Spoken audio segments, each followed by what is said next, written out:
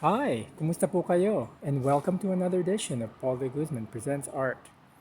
First of all, thank you for your engagement and thank you for your interest in this video, or more to the point, in this channel.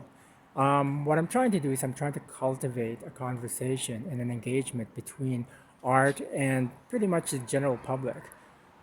I know that I've mentioned before that I tend to sort of like cover a lot of contemporary art content in this channel, but I'm also sort of like looking at historical artistic movements and perhaps people who recently passed away so that I can just go and have a look and see if we can create a dialogue about that in terms of how to approach art.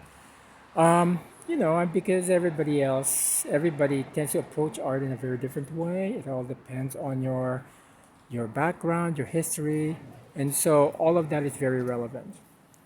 And I just want to take a moment to mention that we are on the ancestral and unceded territories of the Coquitlam Nation, which is commonly known as the city of Coquitlam. So Coquitlam is approximately about 45-minute drive from Vancouver. It's west of Vancouver, and it's, as you can see, it can be a little bit idyllic because there's a lot of small mountains around.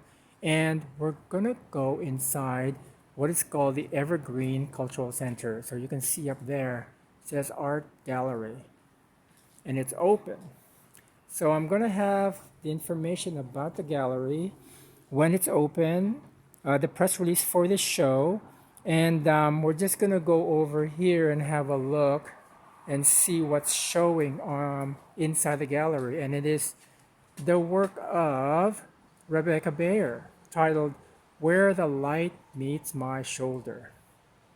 So we're just gonna go in, have a look, and hopefully you enjoy the tour. So just here to my right is a bunch of catalogs that are currently available for purchase or even for reference. And we're just gonna go inside the gallery and I'm gonna go and have a look at this didactic panel that's in front of us here. So I'm gonna I'm gonna put a lot of the descriptions and the press release and all sorts of information in the description area for your reference. And we're just gonna go and have a look at the work right now by Rebecca Bair. So the one thing that I wanted to mention about Rebecca Bair is that she is a Black Afro Caribbean artist.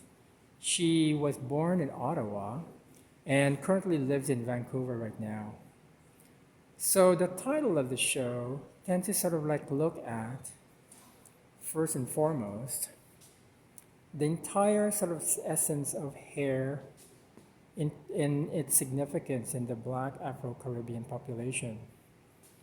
I was kind of like thinking whether that's the case for other ethnicities, like for example, Asian or European.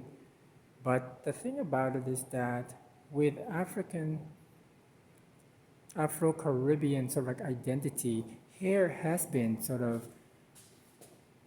a topic of conversation in terms of sort of like its relationship to their culture. And I'm just kind of looking at this entire show right now. And when I first came in, I don't know, there was this sort of like calm, ethereal quality about the installation. I'm just going to do a bit of a scan of the show right now before we get more into the didactics, okay? She is first and foremost a photographer, and I think that is pretty much evident in terms of the work that we are looking at right now. There are certain techniques, like for example, what you're looking at is a cyanotype technique, which is, let's see now, no, and some of them are inkjet prints, like this one, for example, which is a very long landscape type of inkjet print. And on the prints themselves are these sort of photographs of hair. This is all her hair, by the way. And there's also some silhouettes in the very back, which we're going to go and have a look at.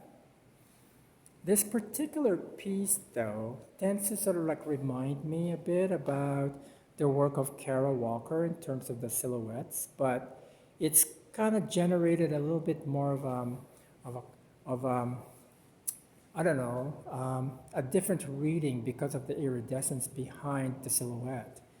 And we can sort of like look into that a little bit later because there's also another piece here that tends to sort of like look at the essence of that, underlying color. Like there's a lot of blues, a lot of shadows, and I think the entire show tends to sort of like look more in terms of the essence of the shadow, and also most importantly, the essence of black of the color black as sort of like a culmination of all colors. It is kind of like, you know how a black hole in space tends to sort of like suck up all the light, and when all the light is actually sucked in, then basically it pretty much comprised of all colors of the rainbow. And also when you're looking at certain pieces, like for example a cyanotype, which is also a technique that tends to sort of like look at, let's say, shadowing techniques, because the cyanotype is pretty much a photographic technique wherein the cloth or the paper is covered in sort of a photosensitive material, and then you put something on top of it and then expose it to light. And then with that exposure to light creates these sort of like white, white apparitions, so to speak, on the cloth. So that's what's happened with this particular piece and another piece over there. There's also some drawings of hair. And this entire piece here, this is kind of like an interesting piece because it seems to look like it's black, but I don't know if you can see, but there's some sort of like semblance of markings in there. It's a black on black marking, which is discerned because there's some sort of like semi-gloss, sort of like reminiscent. I don't know what it is, but it's kind of like hard to sort of like look at.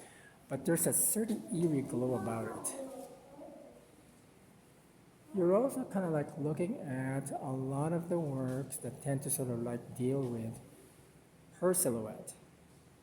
But mostly the works tend to sort of like look at the essence of hair as it pertains to the Black Afro Caribbean sort of identity. I was kind of like thinking about that a little bit because hair in essence is pretty much this our dead follicles, you know, and so, but there's a lot of care given in terms of the um, the care of hair, and also almost like a reverence towards how we actually view ourselves because of this crop of hair that we have on our head, which is pretty much a bunch of dead cells. And it kind of like a bit akin to how we treat sort of like people who have passed away, you know.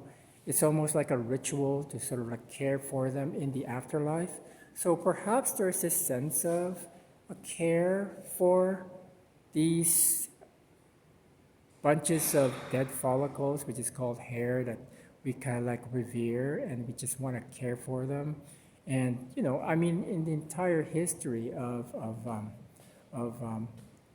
of humanity, like during the Victorian era, there's this sort of sense of using hair and preserving it in lockets as a memento of somebody who passed away. So there's this kind of like the same sort of like similar essence to these works. When you're kind of like looking at these works visually as well, it seems to sort of like feel like the hair, they're kind of like having a party. And they're kind of like having a dance. Like for example, if you look at this particular piece here, it's almost like the arms are sort of like flailing and in celebration and jubilation. I don't know, maybe it's just one of the things that I actually sort of thought about when I was looking at this work. We're just going to go through the other images here. because each of the pieces in the show is very carefully sort of like installed and has enough space for it to breathe, you know? Like this, for example, is a beautiful cyanotype. And also just kind of looking at sort of like the history of Black Afro Caribbean artists who are female, you know, apart from Kara Walker, here in Vancouver, there has been sort of a plethora of, well, I wouldn't say a plethora. Been a lot of Black female Afro Caribbean artists that are actually having an impact in the Vancouver art ecosystem. Like, for example, Carice Mitchell had a show at the Burrard Arts Foundation. Currently, there's a show by Denise Tomasas, who is an artist from Trinidad, and she is having a show at the Vancouver Art Gallery. So there's this sense of sort of like readdressing things that may have been sort of like ignored before, and now we are addressing all of those issues in the contemporary sense, and trying to sort of like make sure that we don't exclude these artists and their contributions. That's all I can sort of like say about this show right now. I arrived at this show just about maybe half an hour to an hour ago, and I just wanted to sort of like have a look at the works themselves. And there's a very sort of serene quality about this show. I don't know, I came in and I felt rather kind of calm about the entire sensibility. It's almost like a certain sort of quiet reverence. And I quite enjoyed that. That's the one thing that I really quite enjoyed about this show, is that there's this sort of, quiet relevance about it. So if you lasted this long, congratulations and thank you for your patience. Also, I'll have the press release in the description area. I'll also have links to the website of the Evergreen Cultural Center, which is located here in the city of Coquitlam, just a little bit off of the city of Vancouver, about 45-minute drive from the city of Vancouver. And what else is there? Also, if you lasted this long, you obviously like the video, so just click the thumbs up button. And if you wouldn't mind just considering subscribing to the channel, because it's free and it'll help sort of like give momentum to this channel, as it is a fledgling channel. It's not even a year old, so it'll be great to sort of like have your engagement and your interest. Thank you again for your attention, and thank you for your time.